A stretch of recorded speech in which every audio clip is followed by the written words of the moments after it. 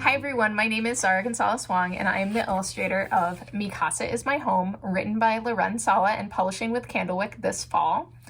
We're here in my studio just outside of DC today, and I'm going to take you around, show you where I work and some of my bits of inspiration that I've collected. And then I'm going to take you back to my desk and we're going to look at some of the artwork for Casa Is My Home, and I'll share a little bit about the process behind some of the artwork that you see in the book. First, I'll take you around my studio. Are you ready? Okay, let's go. Okay, here we are. This is my studio space. This is where I do all the retouching of my paintings, where I collage things together. It's also where I write. It's one of my favorite places because I can sit and daydream and look out the window and I have a gorgeous view. Sometimes I see foxes or deer. There's lots of birds and squirrels. It's very inspiring. This is where my printer and my scanner live. It's also where I keep my artwork. So we're gonna just peek inside this drawer, which is where my Casa Is My Home artwork lives. Here's where I keep all my paintings, all the different pieces that I used while making the book. I like to have them all together in one place. It just makes them easier to find and to take care of. This is my art desk. This is where I do all of the painting and all of the drawing that I do for the books. And I like to have all my art supplies on my desk while I'm drawing, and so this is my messy desk. And then behind my desk I have a inspiration wall. It's full of artwork that I've made, that friends of mine have made, little bits of text that inspire me, notes to myself, artwork by my kids, just all sorts of things that make me happy and joyful when I'm working at my desk. And you know, if I look up and staring off into space, I have something fun to look at. Over here, I have some hooks on the wall where I can post all of the sketches and artwork for the book that I'm working on. So I have this cute little chair right here, and I just like to sit. We'll sit right now.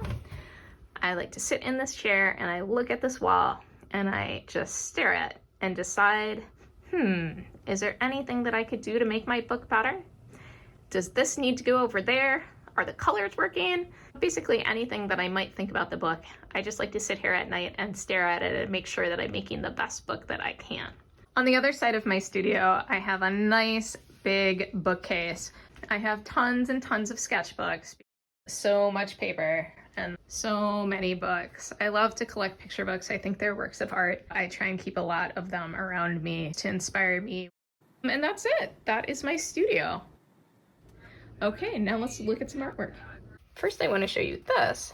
This is just a sketch in one of my sketchbooks that I did of some of the characters as I was trying to figure out who the characters were. So you can see this is the start of Lucia's cousin. This is Lucia. I'm trying out some different outfits on her. You can start to see some of her siblings. This is me experimenting on a house that I was thinking might potentially be the house that they live in. Now, I like to start a sketchbook for each book that I make, so this is part of that sketchbook. This is just a sketch of the characters as I was trying to figure them out, trying to figure out what their outfits looked like, what colors I might use for them. This is just me playing around.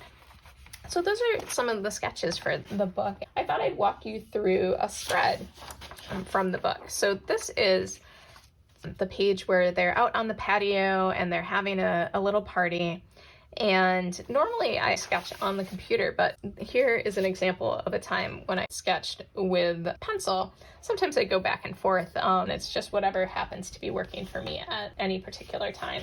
And then I started doing some little color comps, we call them. They're just little bits of the page where I was trying to figure out what are the colors that I'm going to use in the book, what are people going to wear. You can see the patio on this side has one color tiles and the patio on that side has other color tiles. I was trying to figure out how I wanted to do things. Also, the house was blue, but as we know in the book, it ends up yellow, but here it's blue.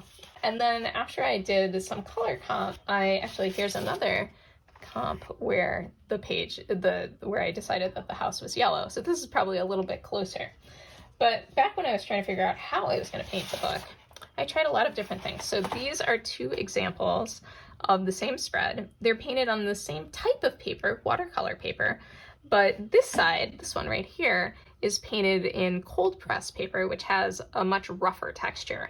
And this one is painted on hot press paper, which has a much smoother texture. And so I tested it on the cold press, but you can see I didn't finish it because I decided halfway through that this was not going to be what I used for the book. And the reason is because I like to use colored pencil with my watercolor. And on the cold press paper, it just wasn't, the line wasn't as sharp as I wanted it to be. And with this one, you can see I actually was using pen to outline everything because that was something that I was considering doing. But in the end, I went with colored pencil. So this is my final kind of color comp. But as you can see, the house is still blue, so this is not the final. This is the final. And so that is the final of the spread that's in the book. And this is my proof of the book. I don't have the actual copy of the book yet, but you can see this is the page that I painted, and here is how it looks in the book. You can see that this page is actually just a tiny bit larger than the painting that I made. And the reason for this is that I actually paint a tiny bit smaller than the actual size of the book, and then I scan it really big so that it works. And now I thought I would show you how I made the cover. So the cover is a little bit different than the spreads in the book, because for the spreads in the book, I painted them all at once. So this page is the page in the book. But for the cover, I did something a little bit different. So first I painted the background. So you can see this is the background for the cover. And then after I painted the background, I painted the characters individually, and then I painted the words for the cover. And then I painted all of the shadows and the lines that would go on the cover to, you know, give some depth to things. So all this weird stuff, this is all the shadows that you see over here. And so then I scanned it into Photoshop and I put it together and ended up with the cover that you see on the front of the book. And that was a fun way to work too. It just gave me a little bit more flexibility if I needed to change some things around, or if I wanted to move something, or if I didn't like how one of the characters was looking on the cover, I could repaint them and I wouldn't have to repaint the whole cover. And that was really important because the cover is the first part that you see of the book. So I wanted to make sure that it was really perfect. Hello again.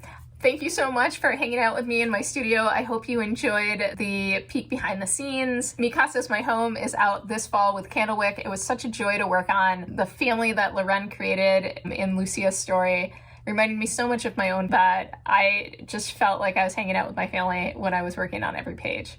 Thanks so much for joining me. Bye-bye.